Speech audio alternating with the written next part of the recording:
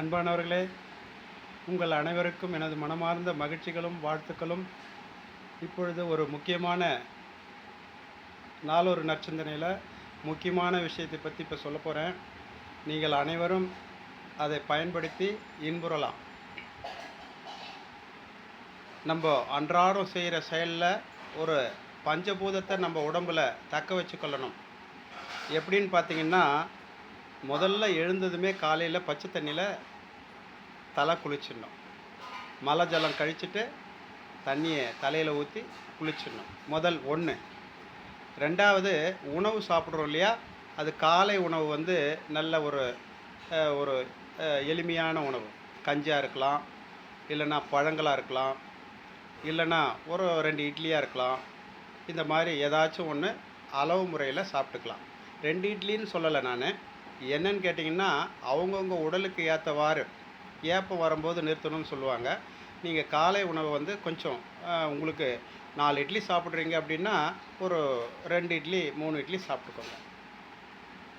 அளவு முறையில் இருக்கணும், அவ்வளோதான். இந்த நொறுக்கு தீனியை வந்து அவாய்ட் பண்ணுறது ரொம்ப ரொம்ப நல்லது. அவாய்ட் பண்ணிவிடுங்க. கொஞ்சம் கொஞ்சமாக பண்ணுங்கள். உங்களால் முடியலன்னா கொஞ்சம் கொஞ்சமாக பண்ணுங்கள். இது ரெண்டாவது. ஃபஸ்ட்டு வந்து நிலத்துக்காக தான் உணவை அளவு முறையில் பண்ணுறோம். நீர், அது வந்து காலையில் பச்சை தண்ணியில் குளிக்கிறோம். பச்சை தண்ணியில் குளிக்கிறது எப்படின்னு கேட்டிங்கன்னா, காலிலேருந்து அப்படியே ஊற்றிக்கிட்டே வந்து தலைக்கு ஊற்றணும். சூரிய உதயத்துக்கு முன்னாடி ஊற்றணும். சூரிய உதயமான பிறகு குளித்தோம்னா ஒரு பிரயோஜனமும் இல்லை. சூரிய உதயத்துக்கு முன்னாடி நீங்கள் குளிச்சிங்கன்னா அதில் நிறைய 100% பெனிஃபிட் இருக்குது. 2 ஆயிடுச்சிங்களா? மூன்றாவது, சூரிய ஒளியை ஒரு 10 நிமிஷம் உங்கள் உடம்பை ஓப்பன் பண்ணிவிட்டு பின்னாடியும் முன்னாடியும் கண்ணையும் முகத்தையும் எல்லாத்தையுமே அப்படியே ஒரு 10 நிமிஷம் சூரியன் ஒளியில் காமிக்கணும். அதுக்காக ஒதுக்கணும், அவசியம். நான்காவது, நாடி சுத்தி பிராணாயாமம் அப்படின்னு ஒன்று இருக்குது, காற்றுக்காக. அதை பண்ணணும். ஐந்தாவது, 8 ஹவர், எந்த சூழ்நிலையிலையும் 8 ஹவர் தூக்கத்தை விடக்கூடாது.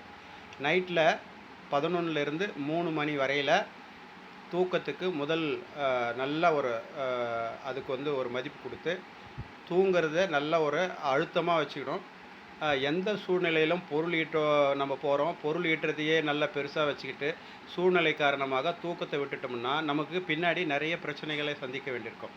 ஆகையினால் நீங்கள் 8 ஹவர் அப்படின்றத நீங்கள் வந்து 11லேருந்து 3 மணி வரையில் நல்லா தூக்கத்துக்கு பண்ணணும். இந்த பஞ்சபூதத்தை நீங்கள் பயன்படுத்தினால உங்களுடைய வாழ்க்கையில் நீங்கள் எந்த வேலையும் செய்ய வேண்டாம், எந்த பயிற்சியும் பண்ண வேண்டாம், யோகா பண்ண வேண்டாம், மெடிடேஷன் பண்ண வேண்டாம். அப்படியே வாழ்வியலை சிறப்பாக ஓட்டிக்கிட்டே இருக்கலாம். உடலில் நல்ல ஆரோக்கியம் வந்துக்கிட்டே இருக்கும். மகிழ்ச்சியாக வாழலாம் நண்பர்களே. வாழ்க வளமுடன். மீண்டும் நாளை சந்திப்போம். வாழ்க வளமுடன்.